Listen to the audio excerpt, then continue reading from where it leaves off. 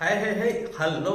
आ गया हूं मैं आप लोग के बीच फिर से हमारा क्लास 10th इंग्लिश की सेकंड वीडियो को लेकर। जी हाँ, हमारा फर्स्ट वीडियो राइटिंग सेक्शन के ऊपर था और हमने अभी तक एक लेटर सीख लिया है, यानी 8 मार्क्स के लिए हम तैयार हो गए हैं। अब हम अगला लेटर लिखना सीखेंगे और जिससे हमारा और भी मजबूत हमारा मार्क्स यानी राइटिंग सेक्शन हो जाएगा।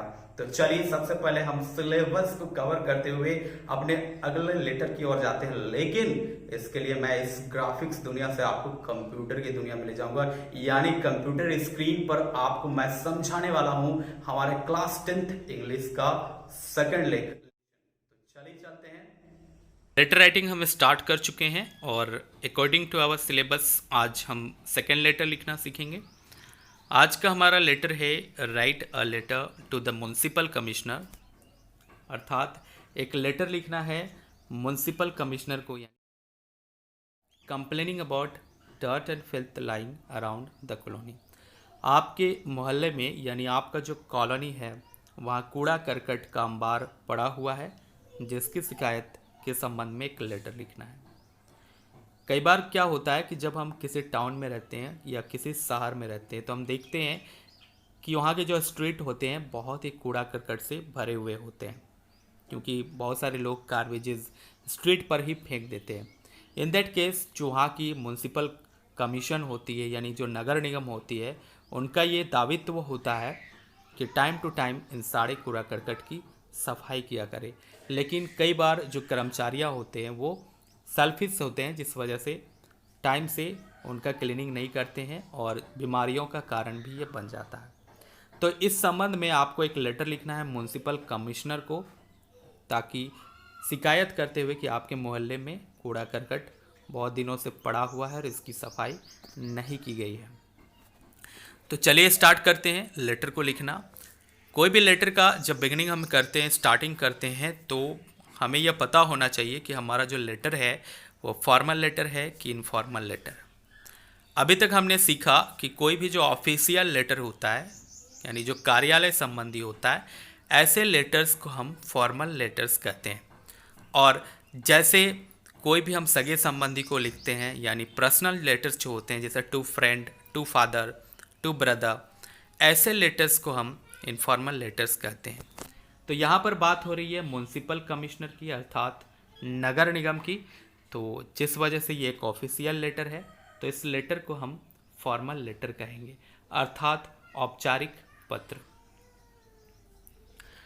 फॉर्मल लेटर का जो स्ट्रक्चर होता है, इसमें सबसे पहले लिखने वाला का एड्रेस लिखा जाता है, इसके बाद हम डेट लिखते हैं और उसके बाद जिस पर्सन को, जो पार्टिकुलर पर्सन को हम लिख रहे हैं, चाहे वो कोई ऑफिस हो चाहे ऑफिसर हो, उसका भी एड्रेस हमें मेंशन करना पड़ता है।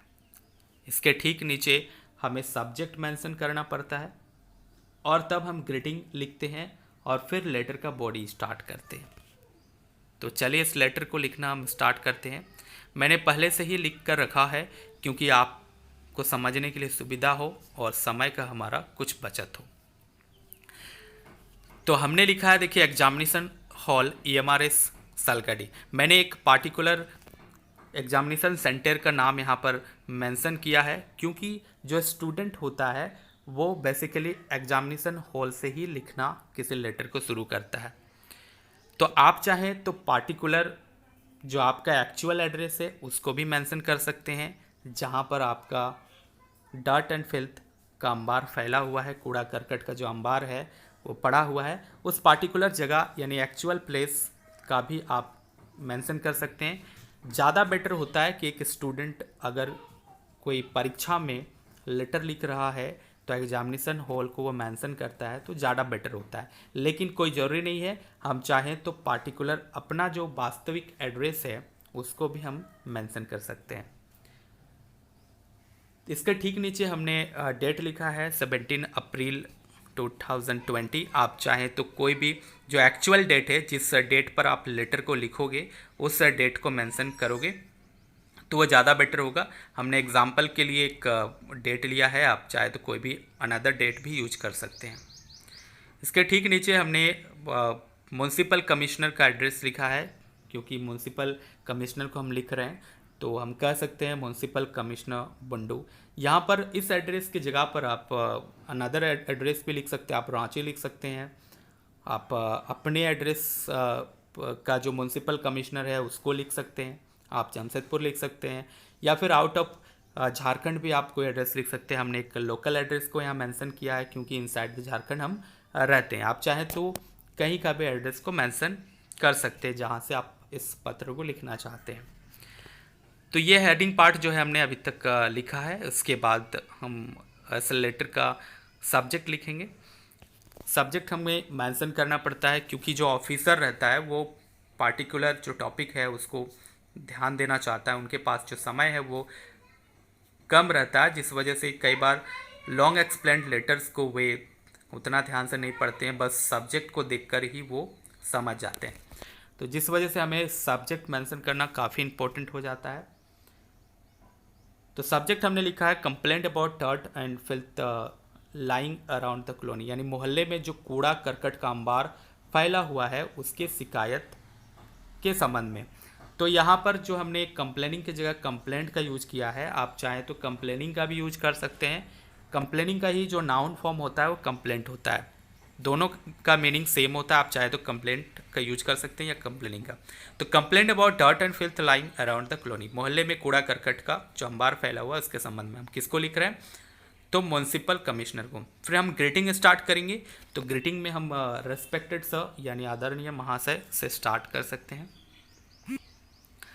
आगे हम लेटर का बॉडी स्टार्ट करते हैं और हम इस तरह से लेटर का बॉडी स्टार्ट कर सकते हैं। I would like to draw your kind attention, मैं आपका जो दया भरा ध्यान है वो ड्रॉ करना चाहता हूँ, मोड़ना चाहता हूँ।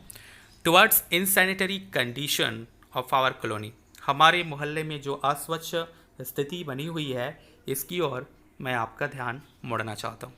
It's street have not be cleaned for long, यहाँ की जो स्ट्रीट्स हैं, जो गलियाँ हैं, जो रोड या फिर जो गलियाँ हैं, ये बहुत लंबे समय से क्लीन नहीं की गई है, मैंने सफाई नहीं हुई है इसकी। Dirt and filth is lying everywhere, और जो कूड़ा करकट है वो हर जगह फैला हुआ है, हर जगह भंडारण हो चुका है इसका, हर जगह जमावड़ा हो चुका है कूड़ा करकट का। The garbage is not collected on time, और जो गार्बेज है जो सड़क के किनारे इकट्ठा हो रहे हैं और ये सारे जो है टाइम से कलेक्ट नहीं किए जाते हैं, और यहाँ का जो कर्मचारी है वो टाइम से कलेक्ट इसको नहीं करता है, जिस वजह से हर जगह कूड़ा करकट का भंडारण हो चुका है। This is causing a lot of problem, और जिस वजह से बहुत सारी समस्याएं उत्पन्न हो रही है। Causing a lot of problems, diseases are increasing day by day, बीमारियां जो है वो भी दिन पर दिन बढ़ते जा रहे हैं। To the people living in our colony, हमारे मोहल्ले में जो लोग हैं उनकी बीमारियों का जो कंडीशन है वो दिन पर दिन इंक्रीजिंग होते जा रहा है, बढ़ते जा रहा है। तो ये बहुत ही बुरी बात है।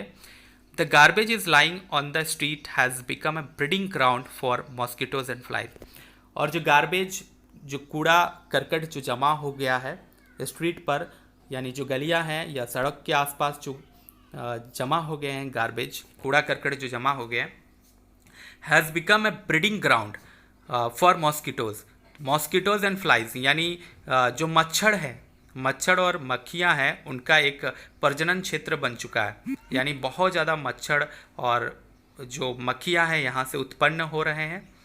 It may be a foetal, जिससे ये बहुत ही घातक सिद्ध हो सकता है। बेसिकली मच्छर और जब फ्लाइज यानी मक्खियाँ जो धीरे धीरे प्रजनन उनका जो बढ़ते जाएगा तो वो बीमारियाँ फैलाएंगे, जिस वजह से हम लिख रहे हैं कि ये बहुत ही घातक हो सकता है। इस तरह से गार्बेज इकट्ठा हो गए हैं, इन पर पानी पड़ती है तो मक्खियाँ और मच्छर जो है वो उत्पन्न होने लगते हैं। बेसिकली ऐसा ही होता है।